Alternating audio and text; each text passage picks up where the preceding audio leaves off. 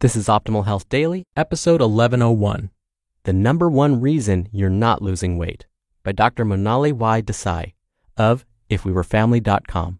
And I'm Dr. Neil, your very own personal narrator. This is one of 5 podcasts where we read to you from blogs for free so that you don't have to read them yourself. So let's get right to today's post and start optimizing your life. The Number One Reason You're Not Losing Weight, by Dr. Monali Y. Desai of ifwewerefamily.com. Do you keep promising yourself you're going to eat healthier next week? Why is it always next week? Are you too busy driving your kids to school, from school, to practice, from practice? How are you ever going to make time for yourself? The truth is, you're not. Unless you make a decision right now to make yourself a priority. Otherwise, there will always be another project, another birthday party, another commitment to someone that isn't you. You could live your whole life this way, or you can start making yourself a priority today. How I make myself a priority. I'm a cardiologist. Some weeks I work close to 120 hours, so I know it can be hard to take care of yourself when you're too busy working or taking care of your kids or your significant other or all the other important people in your life. When I'm working that much, I find it hard to focus on things like eating healthy and working out. They just don't seem that important. But the negative effects of not taking care of myself are never good. I find whenever I stop eating healthy for more than a week, I start putting on weight. Here are some things that I've found that help me make me a priority that can help you make yourself a priority too. Tip number 1, decide what your number one priority for yourself is. Just pick one thing. You can't simultaneously work on 5 different things at the same time and realistically make progress on all of them. I've tried it. It doesn't work. What will happen is you'll end up accomplishing things that were less important to you at the expense of the things that were more important to you. Tip number 2, write down your number one priority every day. This could be done in a journal, a planner, on your calendar, or even just a Post-it note. Writing it down every day, preferably at the beginning of the day, will help you remember your number one priority because it's easy to forget when other people start demanding your time and energy. Tip number 3, tell someone you can count on to be your accountability partner. I usually tell my mom or my sister. Then ask your accountability partner to check in with you once a month, like the first of the month, or a day that's easy for you both to remember. This will help you review what happened, what worked, and what didn't.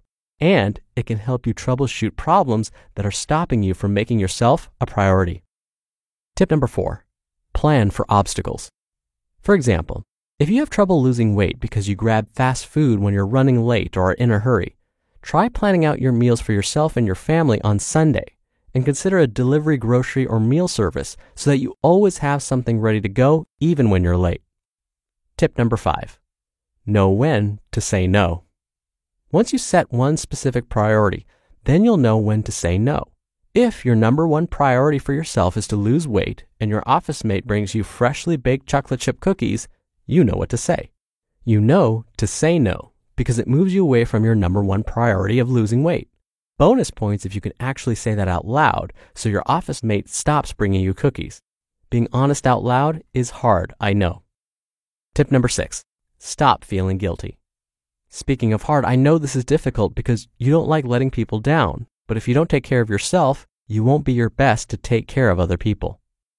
Tip number 7, try something out for a few weeks. If it doesn't work, try something else. Like if you're trying to eat healthy, try changing what you eat for breakfast for a few weeks. If that doesn't work, try changing what you eat for lunch instead. If it's really your number one priority, then keep trying different things until you find something that works. And lastly, tip number 8, hit pause when you start to feel frustrated. When you feel yourself getting frustrated, don't crash and burn. Instead, take a break and start again next week. The day to change is today. Why? Because let's be real. Every year there are going to be more commitments, more catastrophes, and more obligations. You'll never again have less to do than you do today. That's real life. So, it's now or never. What if you do nothing? Then next year you can be in the exact same place you are today. But you don't have to be. Losing weight or whatever your number one priority for yourself is within your reach, and it will always be worth going after. Start with baby steps. The most important thing I can say from my experience as a cardiologist is to start small. Start with baby steps. It can be easy to get super excited and try to make sweeping changes for one day or even for 1 month. But for most people, that won't last a lifetime. Start with one small change that you can commit to this week and next year and the year after. Your goal is to commit to your number one priority to yourself long term. You just listened to the post titled, "The Number One Reason You're Not Losing Weight" by Dr. Monali Y. Desai of ifwewerefamily.com. Thank you again to Dr. Monali for giving us permission to narrate her articles. Now, I'll be honest, when I first read the title of her blog, I was very suspicious. This was, of course, before I read the actual content of the blog. But when I read "The Number One Reason You're Not Losing Weight," I thought, here we go, a quick fix solution. Just try this supplement. Just do this one thing and you'll lose weight.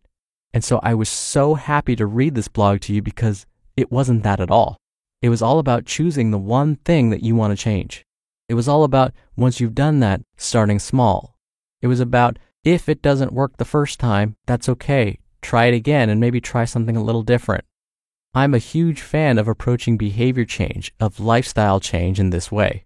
And when we look at the actual research or the data out there, this is what we're learning.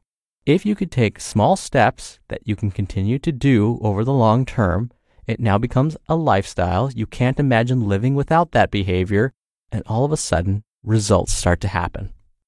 And before I go, if you want to hear more blogs being narrated to you for free, you can hear topics like personal development, personal finance, business, and relationships. You can do that by listening to all of our shows. Just search for Optimal Living Daily wherever you're hearing this to find them.